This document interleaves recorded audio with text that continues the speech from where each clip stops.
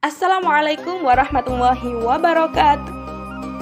Perkenalkan, nama saya Faikoh Naufalia Ar-Razi. Dalam video kali ini, saya akan mengajak teman-teman untuk memahami tentang paradigma bahasa Muhammad Syahrur dalam menafsirkan Al-Quran. Mengenai biografi beliau, teori limitnya, dan contoh teorinya akan dibahas dalam pemaparan-pemaparan berikut. Bismillahirrahmanirrahim. Muhammad Ibnu Daib Syahrur, atau yang biasa dikenal dengan Muhammad Syahrur. Ia merupakan seorang profesor teknik sipil yang lahir pada tanggal 11 April 1938 Masehi dan wafat pada tanggal 21 Desember 2019. Muhammad Syahrur merupakan seorang tokoh liberal asal Damaskus. Latar belakang pendidikannya bukan berasal dari pendidikan yang Islami. Ia tamatan SD, SMP, dan SMA dari sekolah negeri. Ia melanjutkan pendidikan S1-nya di Moskow, Uni Soviet, dengan jurusan teknik sipil.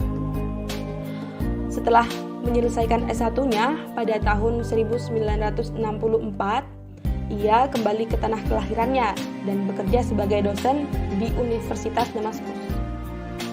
Tidak berhenti di sana, Muhammad Syahrur melanjutkan studi magister dan doktoral dengan jurusan yang sama di Irlandia. Meski tidak memiliki latar belakang pendidikan keislaman, ia memiliki teman seperdiskusian yang bernama Ja'far Dak. Banyak pengaruh Ja'far Dak dalam pemikiran Syahrur, terutama dalam bidang bahasa, sehingga pada tahun 1990 ia menghasilkan karya monumentalnya, yaitu Alkitab wal Quran Qiraah Mu'asirah. Syahrur memiliki sebuah teori yang biasa disebut dengan teori limit atau teori batas. Dalam menafsirkan Al-Quran, ia hanya terfokus pada ayat-ayat muhkamat saja yang bersifat elastis dan dapat berubah. Ia berpendapat bahwa setiap ayat muhkamat itu ada yang namanya al-haddul adna atau batas minimal dan al-haddul a'la atau batas maksimal. Seperti yang terdapat dalam surat An-Nisa ayat 3 yang berbunyi A'udzu billahi minasy syaithanir rajim. Bismillahirrahmanirrahim.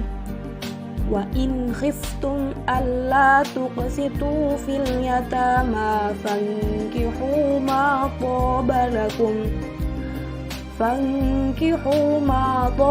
lakum minan nisa'i matta wa thulatha wa ruba'. Dan jika kamu khawatir tidak akan mampu berlaku adil terhadap hak-hak perempuan yatim bila mana kamu menikahinya, maka nikahilah perempuan lain yang kamu senangi, 2, 3, atau 4.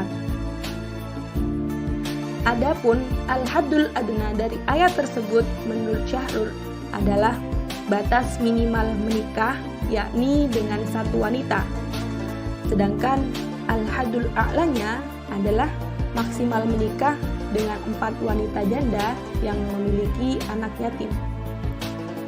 Yang dimaksud teori al-haddul adna atau batas minimal menurut Syahrur tersebut berangkat dari dataran realitas redaksi Fankihu yang kemudian mengawali jumlah istri dengan angka 2, masna wa sulasa wa ruba.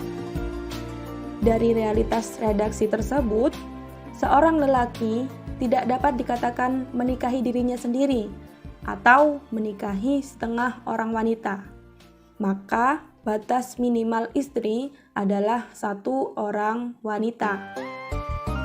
Adapun teori al-haddul a'la berangkat dari pandangan Syahrur bahwa dalam memahami ayat hukum harus memperhatikan 2 sisi, yakni sisi kuantitas dan sisi kualitas. Dalam ayat tersebut, sisi kuantitasnya adalah jumlah wanita yang boleh dinikahi, dan sisi kualitasnya yaitu wanita seperti apa yang boleh dinikahi.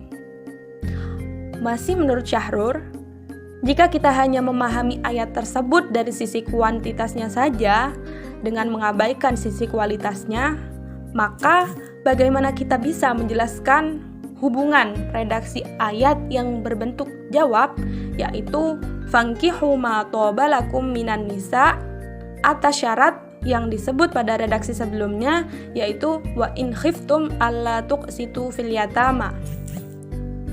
Dalam konteks ini, Syahrur menghubungkan antara redaksi syarat dan redaksi jawab atas syarat tersebut, sehingga kita dapat memperoleh pemahaman, yaitu ayat ini tidak menyebutkan syarat kualitas bagi istri pertama, sehingga terbuka kemungkinan apakah ia seorang perawan, janda dengan anak atau janda tanpa anak. Agar terjadi keserasian antara redaksi jawab syarat dan redaksi syaratnya, yaitu keadilan kepada anak yatim, ayat ini harus dipahami sebagai ayat yang sedang membicarakan para ibu janda dari anak-anak yatim.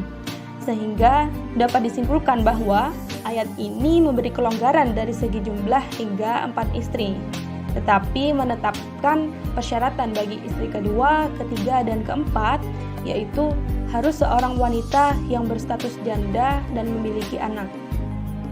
Konsekuensinya, seorang lelaki yang menikahi janda ini harus memelihara anak-anak yatim yang ikut bersamanya, sebagaimana ia memelihara dan mendidik anak-anaknya sendiri. Pembacaan Syahrur terkait masalah poligami tersebut tentunya ia menggunakan pendekatan filsafat bahasa, dalam artian bahwa dia meneliti secara mendalam kata-kata kunci yang terdapat pada setiap topik bahasan tersebut. Sekian pemaparan kali ini, semoga bermanfaat. Wassalamualaikum warahmatullahi wabarakatuh.